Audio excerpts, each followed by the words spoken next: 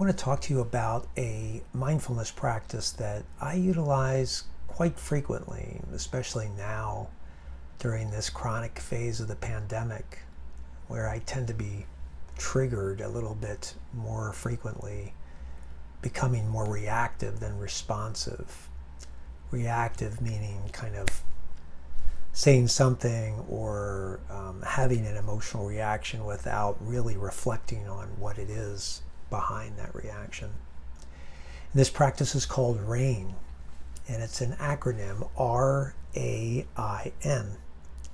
R is for recognize, A for allow, I for investigate, and N for nurture, or some people use N for non-identify. So let me go through those and what they mean. Recognize means that something has happened to me. Use an example. I went walking with my wife. We usually walk our dog Yoda around the neighborhood in the evening and catch up on the day's activities.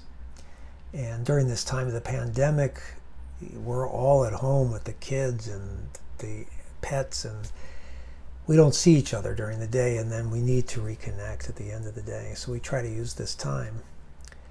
And while we were doing it, we were having a conversation, and she very innocently brought up some topic that we were talking about. And I was triggered pretty quickly by this, through no fault of hers.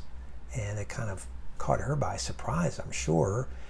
But for me, I really tensed up, and I really was not myself for the rest of the walk and for the rest of the night, really. And it wasn't until the next day that I was able to utilize this practice, that I was able to kind of process why it was that I was so triggered and reactive.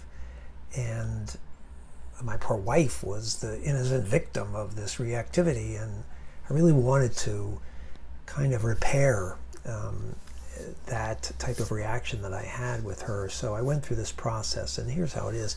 R for recognize. Now, in the moment, that would have been me recognizing that, I felt tense. I'm being triggered. It's this tension. Usually it's in the body. You feel it in the body, in the chest, in the throat.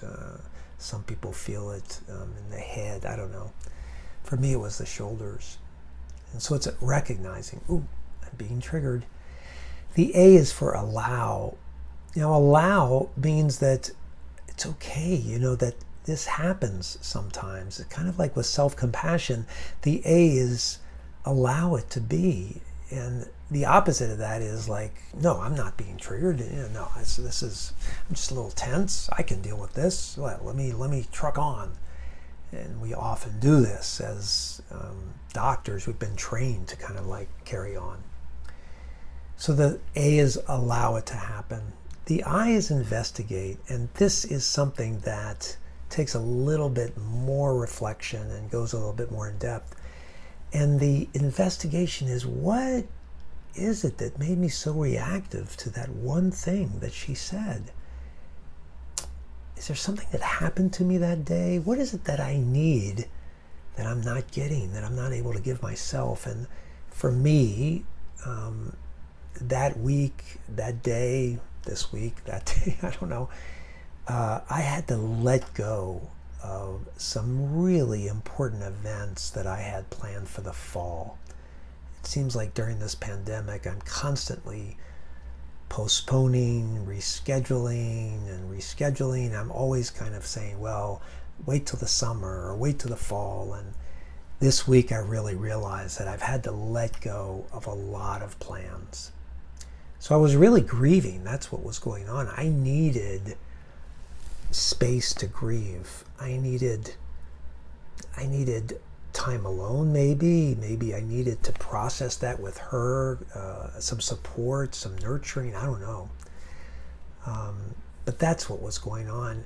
The N is nurture and non-identify.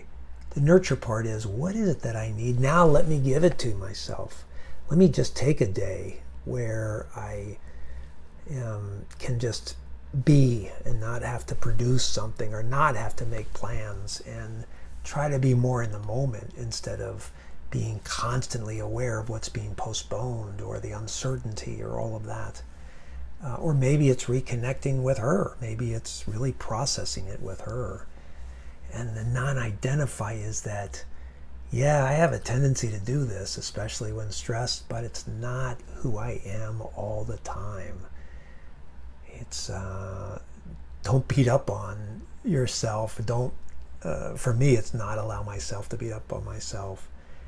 And yet, at the same time, it also means repairing, taking care of myself as well as my wife, who was so innocently caught in all of this reactivity. So I was able to go back to her and kind of explain that, yeah, this, I think, I'm so sorry that this happened, and I want to explain myself a little bit and just check it out with you, and really work hard at trying to do this process more in the moment. And that's a lot harder. I still am not really good at that.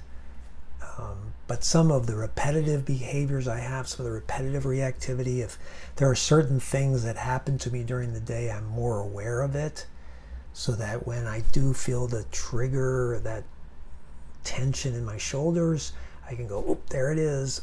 Okay, it's all right. Let it go. Yeah, it's probably because of that thing that happened to me earlier. That often kind of makes me a little bit more reactive. Okay, I obviously am going to need something to take care of that. And now let me respond to this person who was the innocent victim of that. So, RAIN, recognize, allow, investigate, nurture, or non-identify. Try it sometimes as a practice. Maybe you want to journal for the investigate part of it.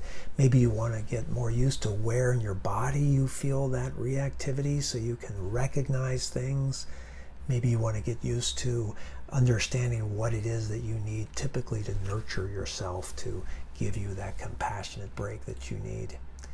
And hopefully this will help, especially during this time of chronic stress that we're all experiencing. Thank you.